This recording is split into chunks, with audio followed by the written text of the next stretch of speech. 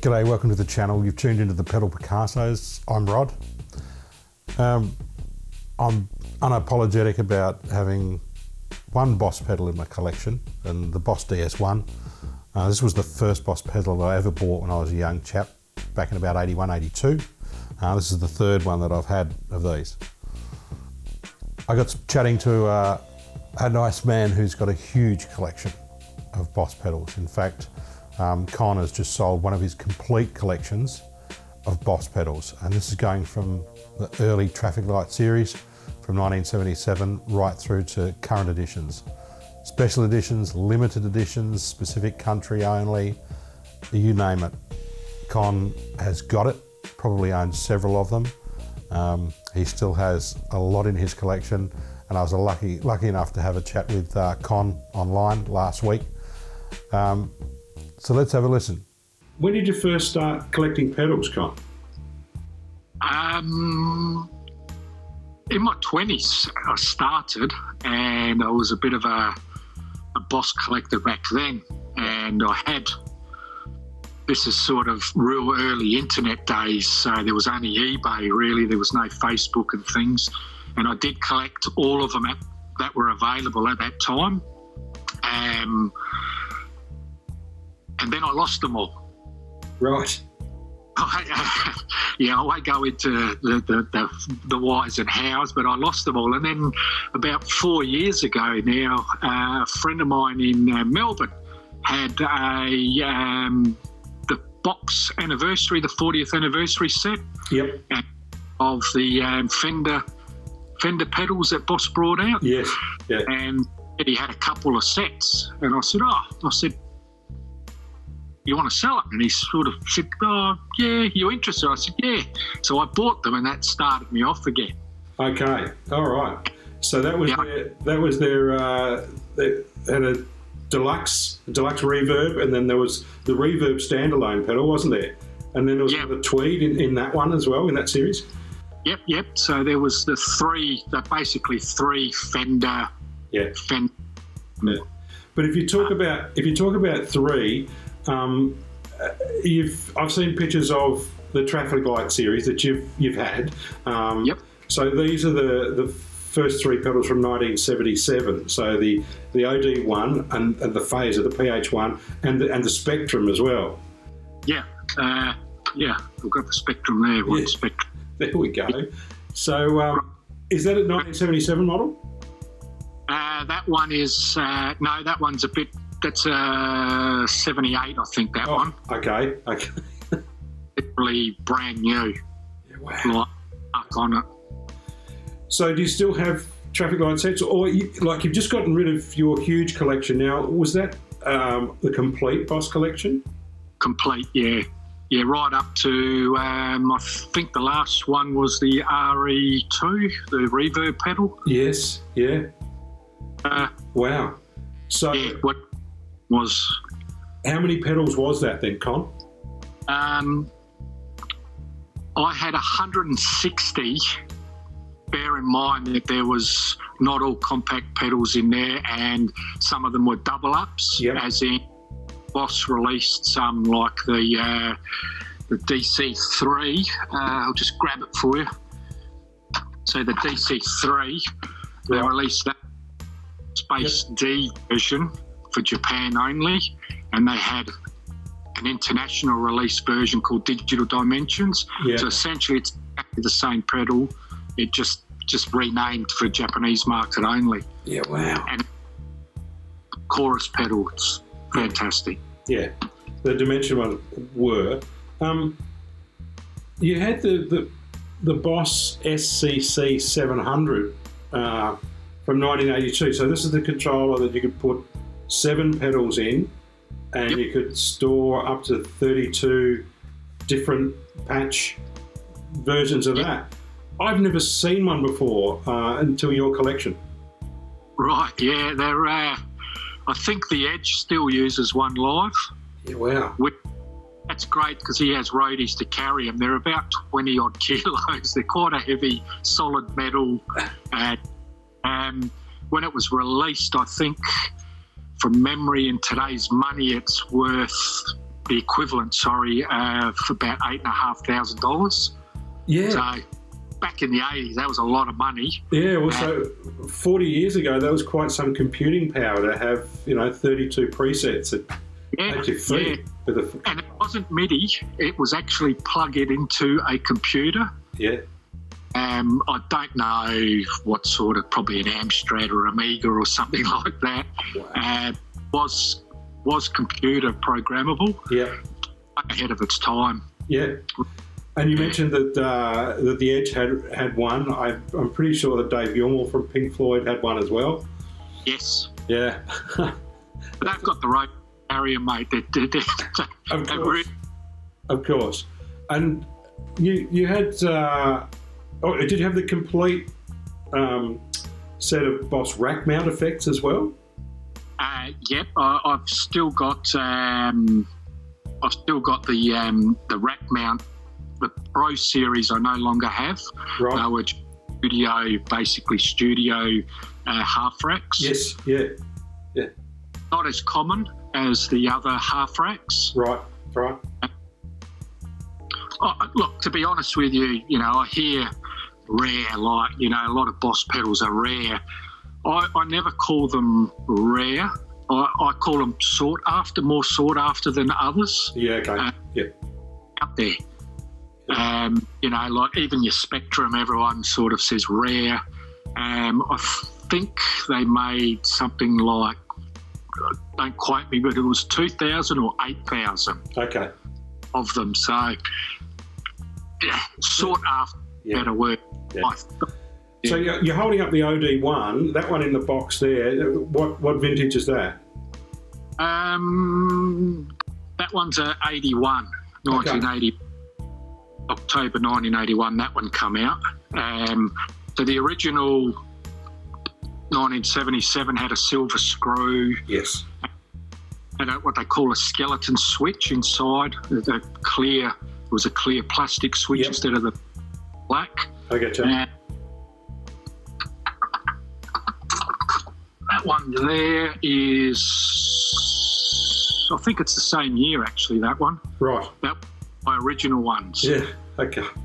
So when I was a lad, and I thought I'd lost that one as well, but my middle son, he's a bass player and plays a bit of guitar. Yep. And he had a pedal board. Yes. I forgot that he had and thought, I haven't got any of them left. Yeah. I've got those pedals. I've got your old pedals still. And he dropped them around, and that was one sitting on there. Excellent. Yeah. That's good. That's good news to have. So, what in your mind, if you say sought after and rare are two different things, what would be your most sought after pedal then in the collection? Most sought after, I would say the Tone Bender. Yeah. Okay. And a lot of people were really upset when that one got released. They released 3,000 of them. Yeah. Well, and they actually sold out before release date. Pre-orders from stores. Yeah. It's a pretty cool pedal actually. Pretty cool. So that's a silver one. Yeah, that one, the Tone Bender. Yeah. Type of fuzz, type of pedal. Yeah, absolutely. Solar sound. Yes. Solar sound in the UK. Yeah. And they picked I think number 6 of the original that they made. Right. They made it into a Boss pedal. But what's really great is you can flick. There's a switch there, and hence the Wazacraft version of 7 or 9 volt to a 12 volt. Okay. So battery sound, if that sputtery sort of voltage dying on your fuzz pedal type thing. Yeah. It's pretty cool. Yeah. But the most probably not sought after, but I think probably the least common is actually the anniversary box set. A lot of people don't. They just think, it's an overdrive, a PH, phaser, PH2, PH1. Yep. There was only, I think, from memory, 1,200 made. Of the anniversary set? Probably the least amount of any of the pedals. Okay. I did see that you had one of the large form distortion pedals, like the distortion equalizer. Is it the DB or the DB5? Is it? Yeah. Yep. It's I haven't got that one out actually. That's away. Look, you sent me the pictures of it, so we'll flash the picture up of that because I've never seen one of those. And right. For me, that would be rare because I haven't seen one. It's not that I haven't seen them all, but I've been sort of around Boss pedals for a long, long time. But when you sent me the picture of that, I thought, I've never seen that. Okay, yeah. Well, the old Roland, that was pre-Boss. Yes. They were Roland still then. They brought out some great ones, and one of the best named pedals I've ever heard is called the Funny Cat or the B-Bar. Oh, yeah. See? They're like a buzz. They're great. I actually got them away in the other room. Yeah.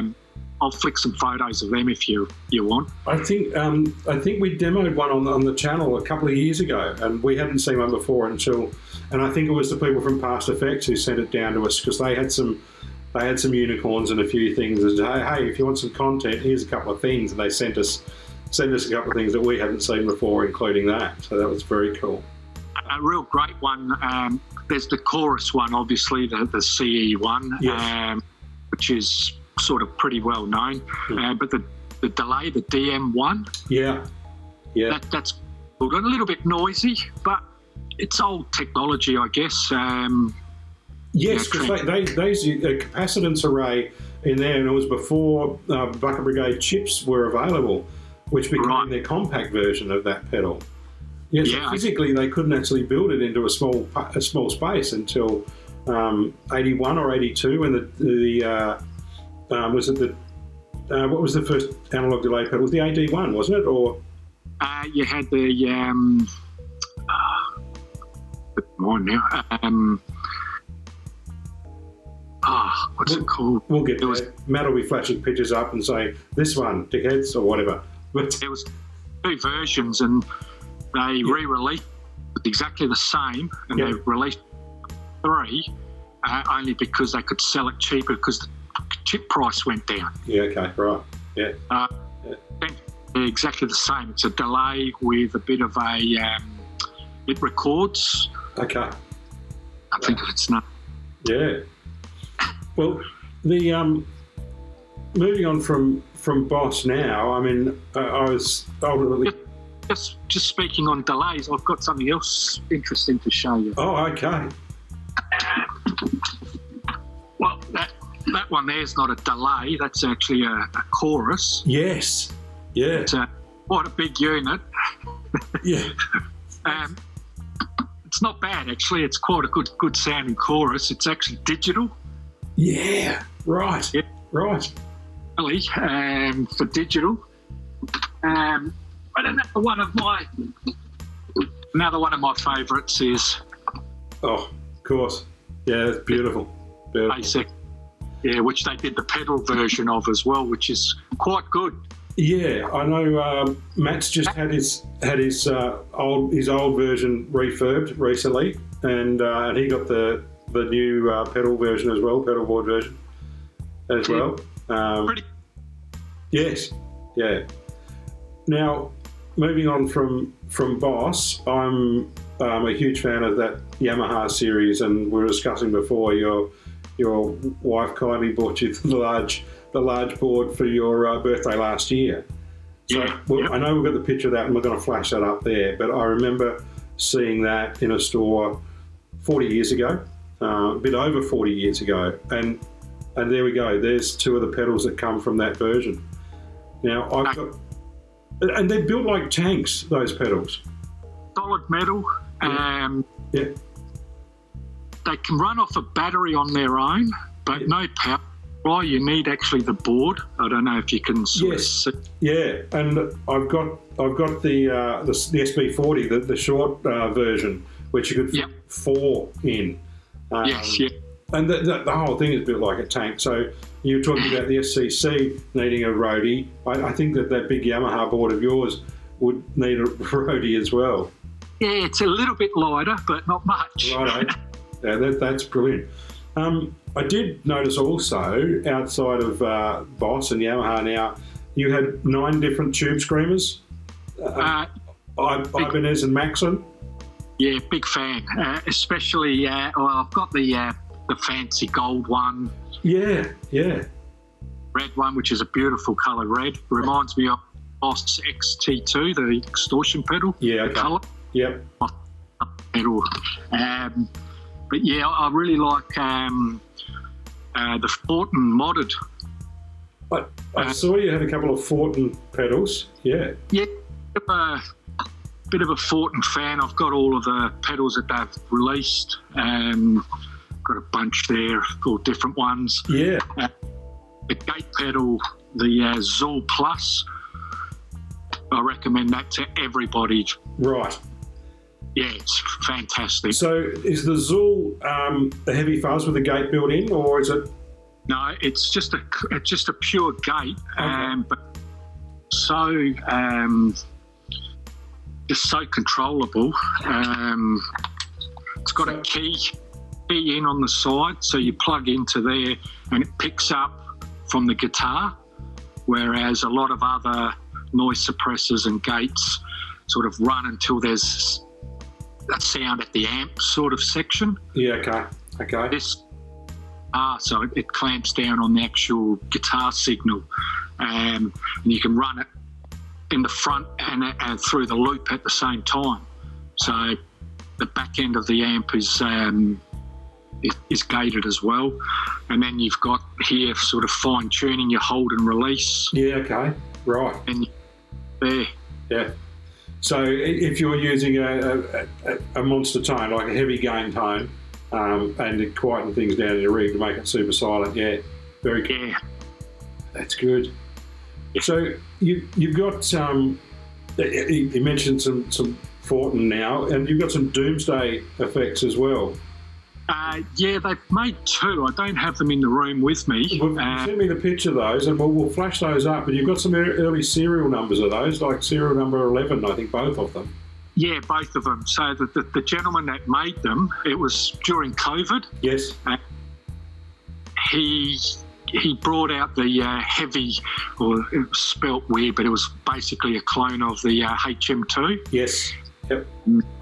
And I got that one, and then he was bringing out the fuzz one, the Gremlin, I think it's called now. Yeah. And that's got a great boost section on it, separate as well, but it's a really nice fuzz. Yeah. Mine reminds me of the Boss fuzz that they brought out. Right. A little bit of a different flavour, but very similar.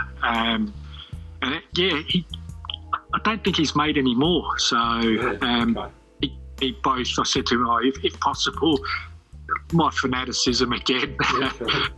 So you've sold one complete set of 150 plus Boss pedals. How many Boss pedals have you got left? Loads. Yeah, I'm not. Yeah, loads. Yeah. Have you got another complete set, do you think? Yeah, somewhere in storage. Right. Yeah. Yes. So there's a few. So, Con, look, thanks very much for sharing your time. I really, really appreciate you sharing your collection. What's next? Well, I'm actually been doing a lot of mixing course, and I'm sort of helping out some local bands with their producing them, I guess, recording them and mixing them. So that's my my next sort of adventure, I guess. Nice. But what would be next? What would be next in the pedal realm? Do you think, Con? Pedal realm? Not sure. I'm not sure. I've got a lot. So yes. Might word you too. It's real funny ones as well. Like it's Scotty and Anthrax. Yeah. I grew up in the thrash metal sort of scene. Yeah. The SAD, Sergeant D. Wow. Yeah. Cool. Yeah, I'm not sure, mate. To be honest, when something pops up, I sort of get the look from the wife. And I. Yes. Yeah.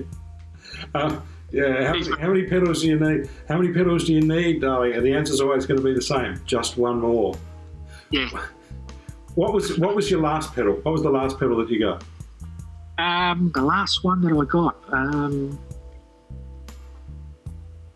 not sure, to be honest. A Messer throttle box. Ah, yeah. Oh, three at once, actually. The Messer throttle box, the Tone Burst, and the Grit Slammer. Neat, yeah, okay. Tried the actual pedals out before, so quite impressed, actually. Yeah. Well, it's Messer Boogie. They make some quality stuff. Incidentally, this box style, I was told, is actually old light switches. Okay. Yeah, I don't know how true that is, but I was told that, they used to make light switches Yeah, wow. from them. So, And I'm not sure whether I have asked you this yet. Can you remember what your very first pedal that you bought? I actually traded 2 Judas Priest records for an OD1 and a HM2. Oh, good bargain. And that flat out, everything was flat out, and I thought I sounded like early Metallica. Yeah. I didn't, but I thought it would have been, was it Glenn Downing, KK Downing, Glenn Tipton? That's Judas Priest. You would have been going for that buzzsaw sound as well. Yeah. Hey mate, thanks very much for your time. I'll let you go now, but really do appreciate you having a chat with us on the channel, and I wish you luck in your tone quest and the producing that you're doing. And thanks so much for sharing your collection with us. No, thank you. Thanks for talking to me. Yeah, and good luck. Channel. I've watched a lot of your videos. There's a lot on there. You've done a lot of work. So I hope you found something in that, and that your pedal collection or collecting addiction is not dragging you down too much, because some people have the bug, absolutely. And hey, no harm, no foul. Thanks for tuning in. Hit subscribe, please. Give us a thumbs up, drop a comment in, and we'll see you next time.